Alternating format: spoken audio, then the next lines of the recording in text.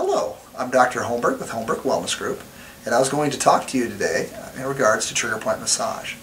Now, some of you do massage and probably have been to some massage therapists in the past, and maybe some of you do some massage at home, perhaps. What we're going to do today is show you one that you can do on yourself or to others. And what it really does is helps you deal with stress.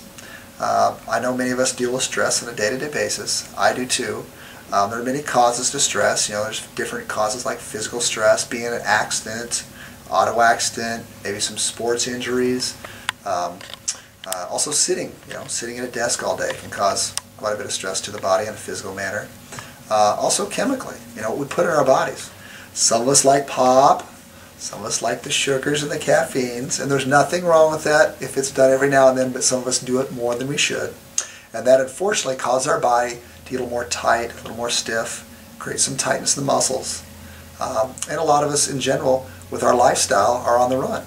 And so when we're on the run a lot, we get a lot of stress in the body, and that creates problems, what we call the adrenal glands, just a stress organ that our body has to defend stress. And if we have too much stress going on, that creates tightness in the muscles because adrenaline is secreted because of the adrenal stress. Anyway, I wanted to get into some rules about trigger point massage as well. So when we do a trigger point massage, we do have some rules. Number one is make sure that when you're doing it to the person, make sure that you're not hurting the person. Pretty simple, but pretty easy. Secondly, don't push on the bone. Make sure that you push on the muscle. There are about 600 some odd muscles. It works on any muscle in your body, and so we want to make sure we use the muscle and not the bone when we're pushing on it. Also, we want to make sure that when we hold or apply pressure on the area, that we're only using 8 seconds at a time. Maybe 10 seconds or a little bit longer, but something around that area. Okay? We also want to make sure when we're doing it that afterwards we drink a glass of water, bottle of water, whatever works best for you, just like you would if you had a massage at a massage parlor. Also, when we're doing this, we want to make sure that we apply enough pressure so that our nail bed on our finger turns a little bit white. It's just a good rule of thumb, no pun intended, so that you can tell if you're applying too much pressure. Welcome back. This is Dr. Holmberg from Holmberg Wellness Group. Now we want to go into how we actually do trigger points. Before, I'd mentioned a little bit about the rules, a little bit about what it's about, and now right now we're going to show you how to do it. And again, I told you before that you can do it on yourself. You can. You can also do it on someone else, which we're going to do today. The nice thing about trigger point massage is you can do it pretty much in seated position, standing position. It's very versatile. You can do it in the car. It makes it easy to do. So today we're going to do it in a seated position, which is the most easiest position to do it in, and I think is one that you should probably do it in to begin with. Okay, so when we start, we want to start by getting to the point where the head meets up with the neck. There's two soft spots back there. They're easy to find, and you can use your thumb and your forefinger, which I'm going to do right now, or you can use your thumb and your middle finger, whichever works better for you. It doesn't matter.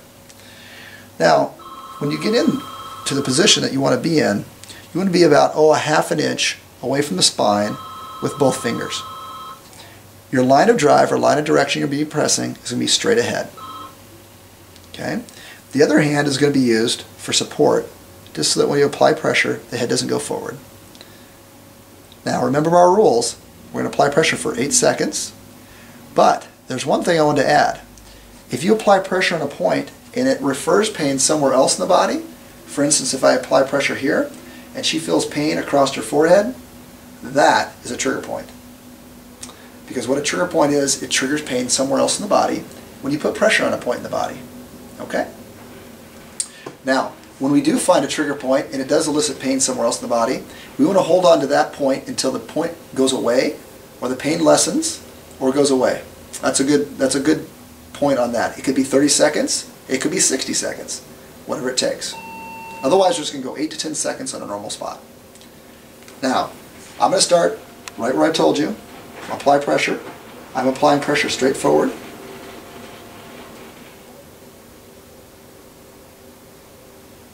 Good. Now when I move from that previous spot, I'm going to move a half an inch. Half an inch away from the previous spot. That way we work all the points in the neck, in this case. To make it easier, right the skin, and applying pressure again. Now if the person receiving the massage feels like the pressure is too much, have them tell you. If they feel like it's not enough, have them tell you that as well. And lastly, if they do notice the pain refers pain somewhere else in the body, which is a true trigger point, make sure they tell you that too, so you can hold on to that point until it lessens or goes away. Now, once I get to the point where the neck meets the shoulders, I'm going to use a different contact point. I'm actually using my thumbs now. Okay? I'm going to use my thumbs, and as you can see across her shirt, we got a seam right here. That's a good point to follow. It's an easy way to track. You would just use your thumbs, wrap the fingers around the front of the shoulder area, and apply pressure straight down. Again, holding it for 8 to 10 seconds, unless pain is elicited somewhere else in the body. And we're going to move a half an inch away from that point. Apply pressure again.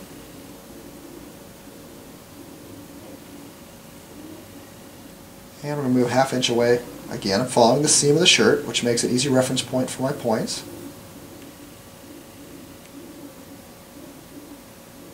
Good. Now, what you're going to notice is most people are going to have a lot of trigger points in their neck and shoulders, because a lot of us work at computers or at a desk or sit a lot during the day. So keep that in mind. These are probably the most important spots to do when you're doing trigger point massage. What I'm also going to do, though, is show you the mid-back and lower back, too. So I'm going to have this young lady lean forward, lean onto her forearms. What she's doing now, she's opening up this mid-back area and the low back area for me to push on. What I want to do then, too, I'm going to follow the angle of her upper body with my upper body. It's going to make it easier for me, and I can apply a lot of pressure this way without using a lot of work. I'm going to use the same thumb contact that I used before for the shoulders. I'm going to lean forward. I'm going to use my feet more of a fencer stance so I can bend my knees and use more of my body weight instead of all my hands. Again, 8 to 10 seconds unless I notice that we have a trigger point. And moving about a half an inch away from the previous spot. Now, as far as distance away from the spine on each side, about a half inch on that as well.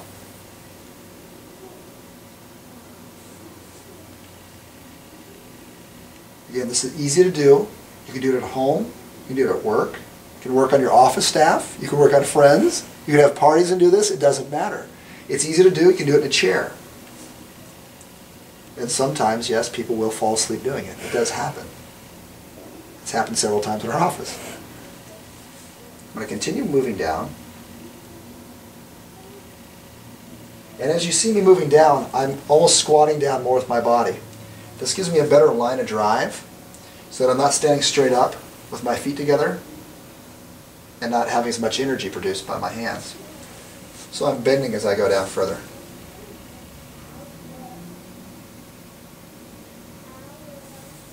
And I'm continuing going further down. Now as you notice, I get more to the middle of the back. I'm using my hands around the waistline and chest line in this case, just to give me some stability. I'm also resting my forearms on the top of the chair, which creates what we call a shorter lever arm. It just causes less energy to be used by my body, so I can work less and produce more energy. Maybe move forward just a little bit more. Now as she moves forward, this gives me a better line of drive here, and as you can see, I'm dropping down with my body, making it easier on my back and my legs, so I don't hurt myself and create trigger points myself, okay? And we're continually going down. And I'm going to continue this all the way down till I get to her waistline.